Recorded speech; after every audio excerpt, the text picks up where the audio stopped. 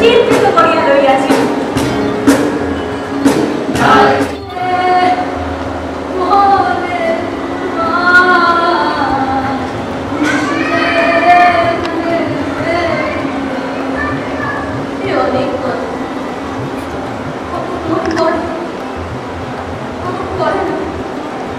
মায়ের চেয়ে বাপ তাহাকে অধিক ভালোবাসে।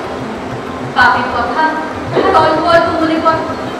সমস্ত দিন পরিশ্রম করিয়া সন্ধ্যার সময় বাপ ঘরে ফিরিয়া তাহারই মধ্যে পরিবার দুটি একটি সন্ধ্যার কথা তাহার মনে পরিষ্কার ছবির মতো চিত্রিত আছে। এইরূপ কথা কইতে হইতে কবির